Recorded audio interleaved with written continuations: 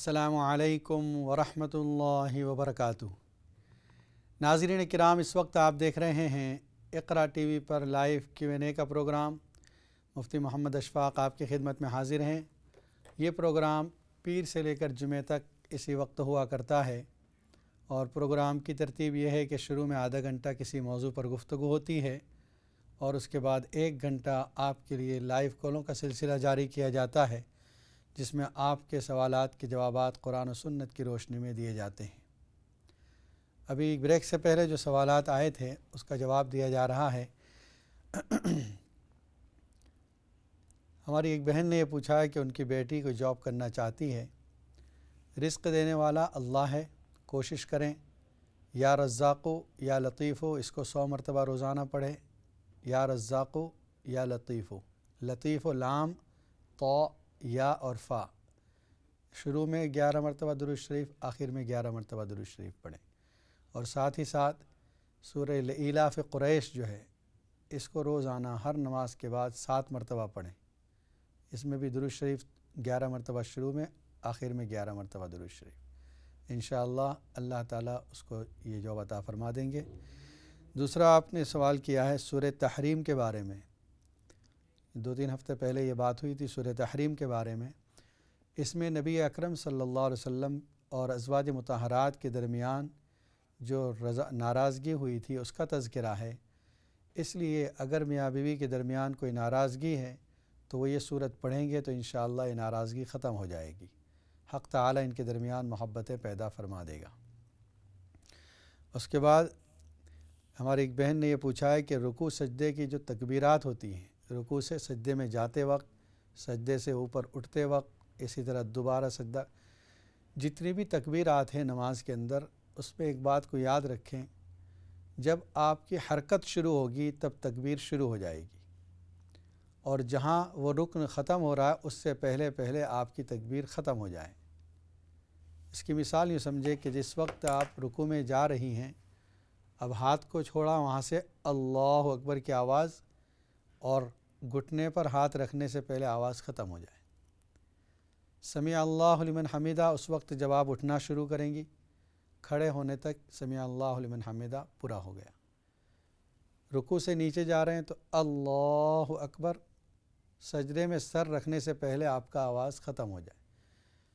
आवाज़ जल्दी ख़त्म हो जाए ये अच्छा है बनिस्बत इसके कि आप सजदे के अंदर पहुंच गई और अभी तक आवाज़ बाकी है आपका। नहीं, ये जो तकबीर यानी मूवमेंट हो रही है, इंतकाल हो रहा है, इधर से उधर जा रही, उसी में तकबीर कह ली जाए, उससे पहले और उसके बाद ना हो। दूसरा जो आपका सवाल था कि घर में दाखिल होने की दुआ क्या है।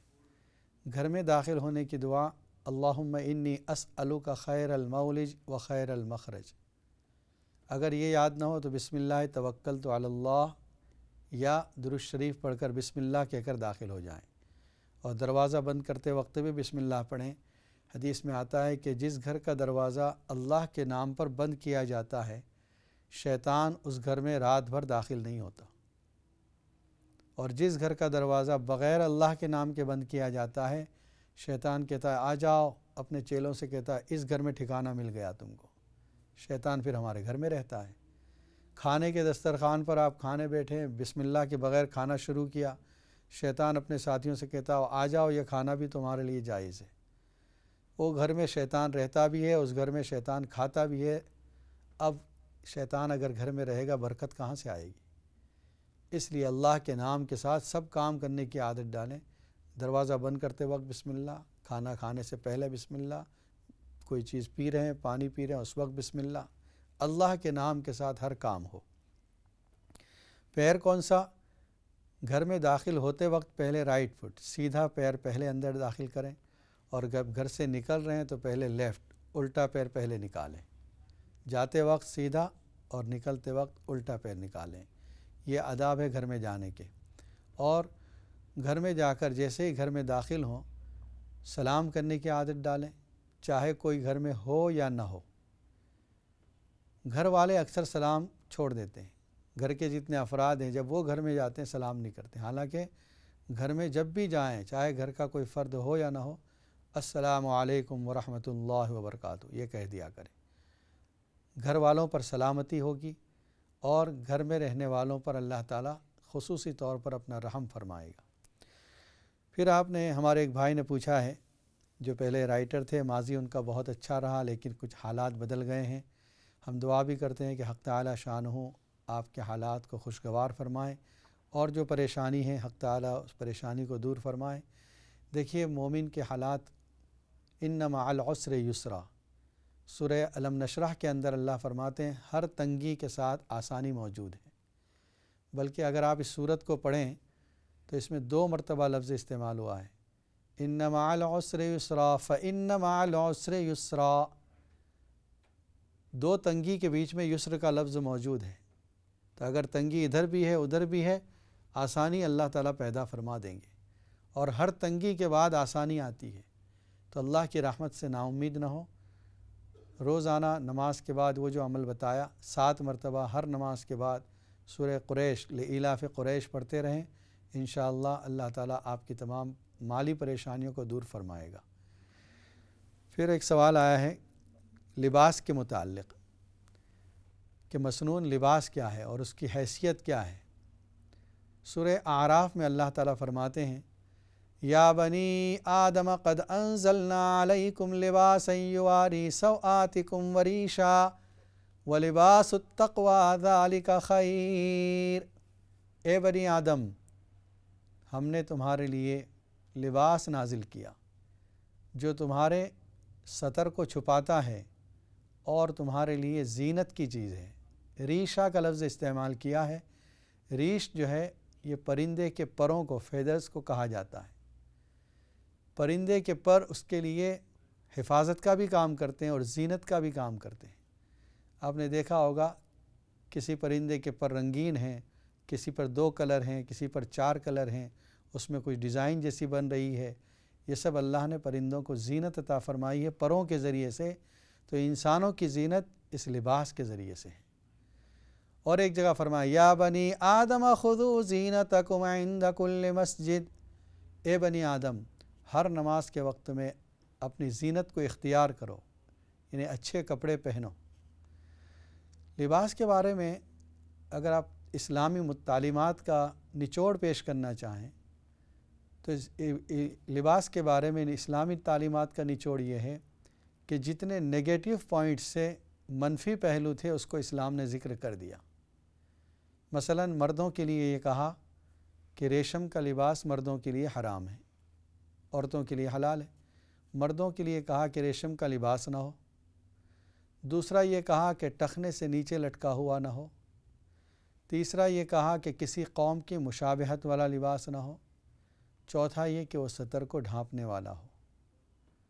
عورتوں کے لیے یہ کہا کہ جسم پر چست نہ ہو، غیروں کی مشابہت والا نہ ہو، اسراف اور فضول خرچی والا نہ ہو۔ یہ بدن کو ڈھانکنے والا لباس، یہ اس کے منفی پہلو ذکر کر دیے۔ اب مثبت پہلو جس کو ہم کہہ سکتے ہیں پوزیٹیو پوائنٹ، کیسا لباس ہو یہ ذکر نہیں کیا گیا۔ کیوں؟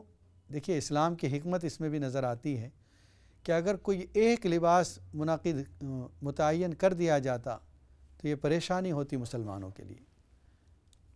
ایک کالر لائن پر موجود ہیں۔ السلام علیکم ورحمۃ اللہ وبرکاتہ۔ جی آپ لائن پر موجود ہیں۔ السلام علیکم۔ وعلیکم السلام ورحمۃ اللہ، فرمائیے۔ میرا کو ایک دعا بتانا، میرا ہسبینڈ گھر آ گئے۔ جی آپ کی آواز صاف نہیں آ رہی، دوبارہ کہیں۔ میرا ہسبینڈ گھر میں نہیں ہے، گھر میں آ جائے۔ ٹھیک ہے انشاءاللہ دعا بتاتے ہیں۔ اور ایک کال لے لیتے ہیں۔ السلام علیکم ورحمۃ اللہ وبرکاتہ۔ جی السلام علیکم ورحمۃ اللہ وبرکاتہ۔ جی وعلیکم السلام، امام صاحب سے بات کر سکتے ہیں؟ جی فرمائیے، خیریت سے آپ؟ الحمدللہ۔ امام صاحب آپ نے سوری آپ سے بات کر رہی ہوں نا؟ جی یہ وہ آپ نے سورۃ مائدہ کی ایک آیت بتائی تھی جو کسی کے لیے پڑھنی ہے جو راستے سے بھٹک جائے، ایسے اچھا راستے سے بتایا تھا، 2-3 ہفتے ہوئے آپ نے بتایا تھا۔ کیا بھٹک جائے مطلب آپ کچھ بتائیں۔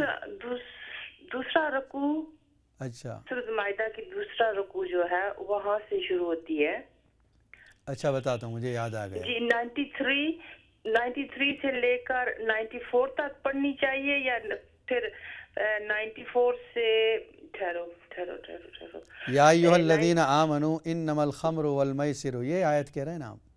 جی یا ایھا الذین آمنوا لا یبلونکم نہیں، اس سے پہلے جائیے.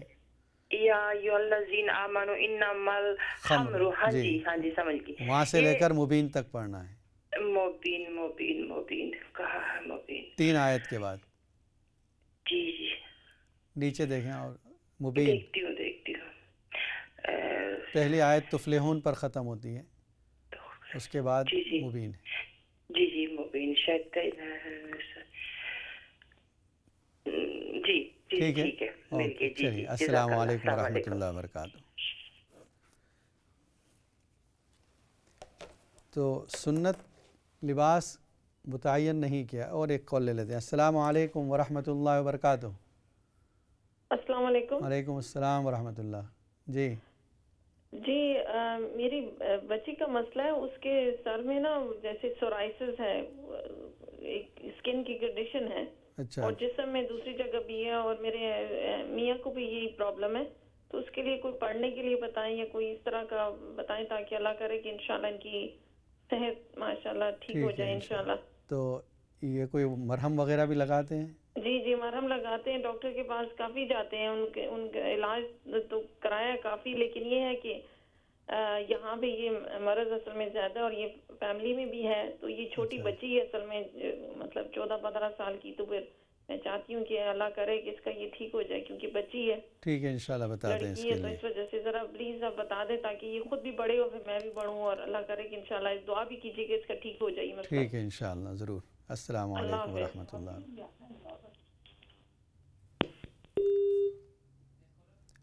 اور ایک کالر لائن پر موجود ہیں. السلام علیکم ورحمۃ اللہ وبرکاتہ. السلام علیکم. میں نے اس سے پہلے آپ سے کال کی تھی، ایک بات میں بھول گیا. ایک تو جو ہے کہ میں رائٹر جو آپ سے بات کی تھی، میں رائٹر. جی یہ اس لیے کہ میرے جو دماغ میں بوجھ رہتا ہے ہر وقت ماضی کے خیالات اور اسی کی کیفیت کے علاوہ سب سے میرا مسئلہ ہے کہ میں قرآن مجید نہیں پڑھا ہوں. اس لیے مجھے کوئی آسان سا وظیفہ بتا دیں کہ یہ میرے جلدی میرے مسائل جو حل ہو جائیں. یہ میری ٹھیک ہے انشاءاللہ بتاتے ہیں آپ کو. السلام علیکم ورحمۃ اللہ. اور ایک کال لائن. السلام علیکم ورحمۃ اللہ وبرکاتہ. جی وعلیکم السلام. مولانا صاحب آپ ٹھیک ہیں؟ جی الحمدللہ. آپ کیسی ہیں؟ جی اللہ کا شکر ہے. مولانا صاحب جس وقت بندہ صبح فجر کی نماز پڑھتا ہو تو پہلے جب سنتے پڑھتا ہے تو کون سی سنتے پڑھنی چاہیے؟ اور دوسرا میرا یہ سوال ہے بھائی فجر کی نماز کی سنتوں میں یا فرضوں میں؟ دونوں میں بتا دیں. اچھا ٹھیک ہے. تو دوسرا میرے گھر میں بچے جو ہیں آپس میں اتنا لڑائی جھگڑا کرتے ہیں تو مجھے تو بڑا تنگ کرتے ہیں. ٹھیک ہے اس کے لیے بھی بتا دیں انشاءاللہ. پڑھنے کے لیے بتا دیں، دعا میں یاد رکھنا. السلام علیکم ورحمۃ اللہ. اگر اسلام لباس کے بارے میں کوئی متعین بتا دیتا کہ یہ لباس ہو، اور آپ دیکھتے ہیں دنیا کے اندر حالات مختلف ہیں، موسم الگ الگ ہوتا ہے، کسی جگہ بہت گرمی، کسی جگہ بہت سردی، ایک ہی لباس تمام مسلمانوں کے لیے مشکل ہو جاتا. ایک کالر لائن پر موجود ہے. السلام علیکم ورحمۃ اللہ وبرکاتہ. وعلیکم السلام ورحمۃ اللہ وبرکاتہ. جی میں آپ کا پروگرام دیکھتی رہتی ہوں. ماشاءاللہ بہت اچھا آپ کا پروگرام ہے. جزاک اور اللہ. میرا بھی سوال جس طرح مائیں فون کرتی ہیں میں بھی اس طرح ماں ہوں، فون کر رہی ہوں. جی کہ میرے بچے ہیں 2، تو میں مفتی صاحب ان کے لیے بہت دعائیں کرتی ہوں، رشتے بھی بہت آتے ہیں، بس وہ کوئی شادی کے لیے تیار نہیں ہو رہے. تو میں چاہتی ہوں مجھے بھی کوئی آپ پڑھنے کے لیے ایسا کوئی وظیفہ دے، میں بھی پڑھوں. نماز تو میں 5 وقت پڑھ کے ان کے لیے دعا کرتی رہتی ہوں. ٹھیک ہے انشاءاللہ بتاتے ہیں آپ کو. السلام علیکم ورحمۃ اللہ. وعلیکم السلام. تو اگر آپ دیکھیں بعض علاقے بہت گرم ہیں اور بعض علاقے بہت سرد ہیں، کوئی ایک لباس اگر متعین کیا جاتا تو کس علاقے کی رعایت کی جاتی؟ مکہ اور مدینہ کا وہ علاقہ آپ دیکھیں، جزیرۃ العرب کا علاقہ بہت گرم ہے جہاں ٹھنڈی بہت کم ہوتی ہے، اور یہاں پر ہم دیکھیں اور دوسرے یورپ کے علاقے میں سردی زیادہ ہے، گرمی بہت کم ہوتی ہے. اس لیے کوئی ایک لباس متعین نہیں کیا۔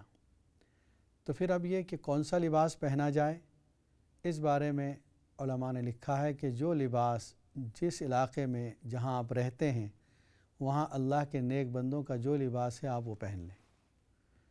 کسی جگہ اگر جبہ ہے جبہ پہنیں، کسی جگہ کرتا پاجامہ ہے وہ پہن لیں، یہ سب اپنے اپنے علاقے کے اوپر موقوف ہے۔ بس وہ پابندی وہی ہوگی کہ نگیٹو پابندیاں جو ہے ریشم کا نہ ہو، ٹخنے سے اونچا ہو، کسی قوم کی مشابہت والا نہ ہو کہ کوئی خاص قوم اسی کو پہنتی ہو اور دوسرے کوئی لوگ نہ پہنتے ہوں، تب وہ قومی لباس ہو جائے گا ان کا، اس کی مشابہت نہ ہو۔ اور عورتوں کے لیے کوئی دوسری شرطیں ہیں۔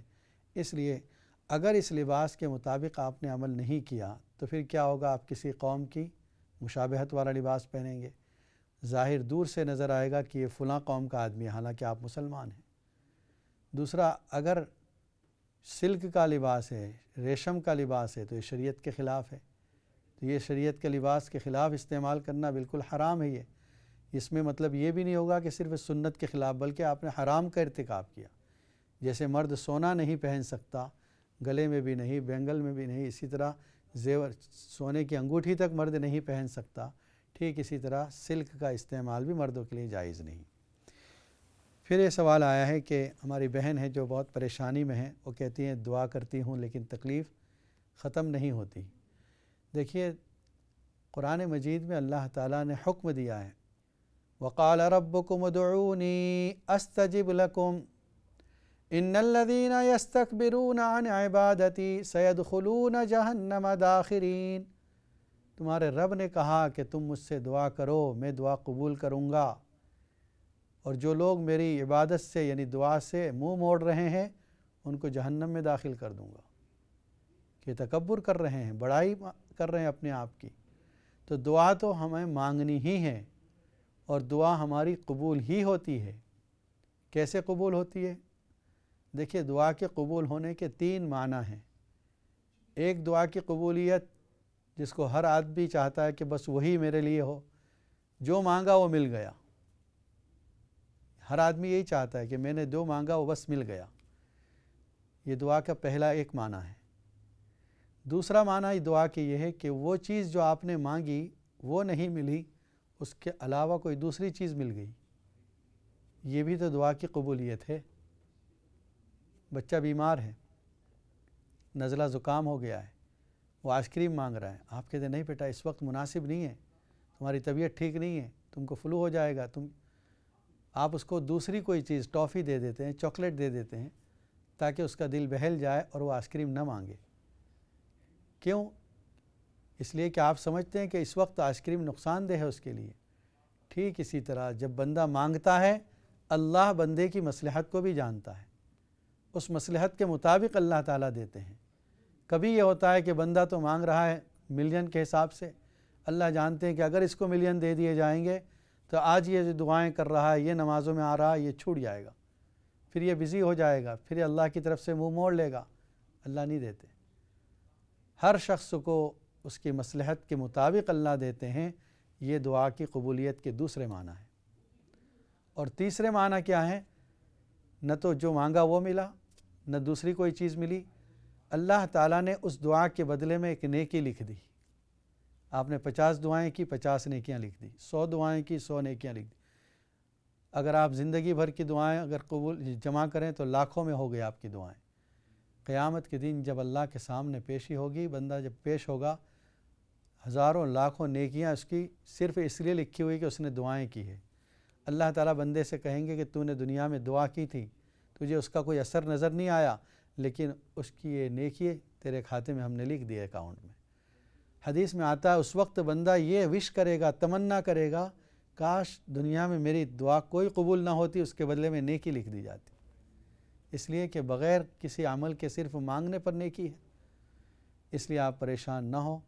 جہاں تک یہ سوال ہے کہ جو تقدیر میں لکھا ہے وہ ہو کر رہے گا، یقیناً یہ بات سچ ہے، جو اللہ نے لکھا ہے وہ ہو کر رہے گا، لیکن دعا ایک ایسی چیز ہے جو اللہ تعالیٰ اس کی وجہ سے بھی بدل دیتے ہیں، صدقات کی وجہ سے بلائیں ٹال دیتے ہیں، اور صلہ رحمی کرنے کی وجہ سے، رشتہ داروں کے ساتھ اچھے تعلقات کی وجہ سے عمر میں برکت ہو جاتی ہے، ماں باپ کی خدمت سے عمر میں برکت ہو جاتی ہے۔ یہ سب چیزیں اللہ خود حدیث میں موجود ہیں۔ جہاں تک آپ کی پریشانی دور کرنے کا سوال ہے تو آپ سورہ بنی اسرائیل کی آخری آیت کو روزانہ 100 مرتبہ پڑھیں۔ 15 پارہ سورہ بنی اسرائیل، جب سورہ کہف شروع ہوتی ہے اس سے اوپر والی سورت بنی اسرائیل ہے، تو بس وہ سورہ کہف والی سورت کے اوپر جو آیت ہے اس کو پڑھ لیں ایک، روزانہ 100 مرتبہ، انشاءاللہ آپ کے حالات بدل جائیں گے۔ پھر ہماری ایک بہن کا فون آیا تھا کہ ان کا شوہر گھر میں نہیں آتا، دعا کریں کہ اس کے لیے وہ گھر میں آ جائے واپس۔ دوسرا پارہ سیقول السفہاء من الناس جو پارہ ہے، اس کے دوسرے رکوع میں، یعنی جیسے آپ ایک رکوع ختم کرتی ہیں اس میں یہ آیت ہے اینما تکونوا یأتی بکم اللہ جمیعا، جہاں کہیں تم ہوں گے اللہ تعالیٰ تم کو جمع کر دے گا۔ اس آیت کو روزانہ 100 مرتبہ پڑھیں اور چلتے پھرتے ہر وقت یا جامعو پڑھتی رہیں، انشاءاللہ اللہ آپ دونوں کو جمع کر دے گا۔ جامعو کی سپیلنگ ہے جیم الف میم اور عین، جامعو۔ اس کے بعد ہماری ایک بہن کا یہ فون آیا تھا کہ بچی کے سر میں سورائسس ہے اور مرہم وغیرہ بھی لگاتے ہیں۔ جو مرہم لگاتے ہیں اس پر آپ یہ دعا پڑھیں، سورہ بقرہ کی ایک آیت ہے، تقریباً یہ 7ویں رکوع میں ہے، آپ نکالیں سورہ بقرہ پہلا پارہ، 7ویں رکوع میں یہ آیت ہے، آیت کا ایک حصہ ہے، مسلمۃ لا شیۃ فیہا، صحیح سالم جس میں کوئی عیب نہیں ہے، یہ اس کا ترجمہ ہوتا ہے، مسلمۃ لا شیۃ فیہا، بس اتنا۔ اس مرہم پر آپ 100 مرتبہ پڑھیں، پھر لگایا کریں اس کو، انشاءاللہ یہ ختم ہو جائے گی بیماری۔ اور اس کے لیے آپ روزانہ یا سلامو یہ بھی پڑھتے رہیں 100 مرتبہ، حق تعالی شان ان کو سلامتی عطا فرمائے گا۔ ہمارے جو رائٹر صاحب ہیں انہوں نے یہ کہا کہ قرآن مجید پڑھا ہوا نہیں ہوں۔ دیکھیے قرآن مجید اگر آپ پڑھے ہوئے نہیں ہیں، اقرا پر ایک پروگرام آتا ہے جس میں آپ کو قرآن مجید پڑھنا سکھایا جاتا ہے، آپ اس سے کانٹیکٹ کریں، اور اقرا پر میرے خیال سے دن میں ظہر سے پہلے یہ پروگرام ہوتا ہے، کوشش کریں۔ اگر آپ قرآن ابھی تک نہیں سیکھ رہے ہیں تو کم از کم قرآن کی تلاوت کو سنیں، یہ سننا بھی ثواب کا درجہ رکھتا ہے، یعنی سننے کا بھی ثواب ملتا ہے۔ تو روزانہ سورہ الرحمن کو اور سورہ تغابن کو سنا کریں تو انشاءاللہ آپ کی پریشانیاں ختم ہو جائیں گی، جو خیالات آتے ہیں وہ بھی کم ہو جائیں گے۔ سورہ الرحمن 27ویں پارے میں اور سورہ تغابن یہ بھی 27ویں پارے میں، اس کو روزانہ سنیں۔ فجر کی نماز کے اندر صورتیں کیا پڑھی جائیں؟ فجر کی نماز کی جو 2 رکعات سنت ہے اس میں نبی اکرم صلی اللہ علیہ وسلم سے 2 صورتیں مسنون ہیں۔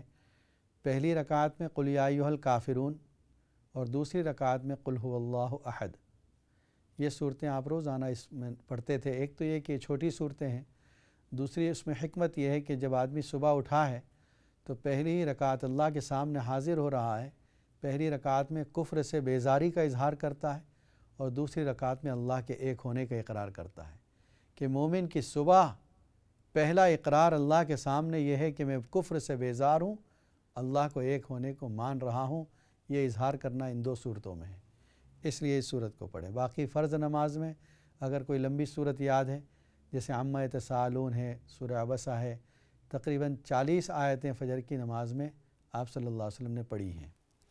دوسرا جو آپ نے پوچھا ہے گھر میں لڑائی جھگڑے ہوتے رہتے ہیں، بچے اتفاق سے نہیں رہتے، تو ایک عمل ہے سورہ بقرہ کی جو آیت ہے اولئک علی ھدی من ربہم واولئک ھم المفلحون، الف لام میم جو شروع ہوتا ہے اس میں 4تھی 5ویں آیت ہے پہلے پارے میں سورہ بقرہ کی، اس آیت کو روزانہ 100 مرتبہ پڑھیں، اور جب کھانا تیار ہو اس کھانے پر بھی 11 مرتبہ یہ آیت پڑھ کے دم کر دیں، انشاءاللہ آپس میں ہدایت پر رہیں گے، کامیاب بھی رہیں گے، آپس میں اتفاق بھی رہے گا انشاءاللہ۔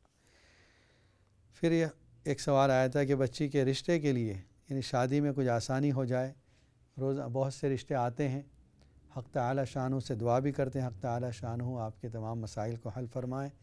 سورہ ممتحنہ کو آپ بھی پڑھیں اور بچی بھی پڑھے، بچہ لڑکا ہے تو لڑکا بھی پڑھے۔ سورہ ممتحنہ 28ویں پارے کی تیسری صورت ہے، 3rd صورت فرام 28 پارہ، انشاءاللہ اس کی وجہ سے شادی کے تمام معاملات آسان ہو جائیں گے۔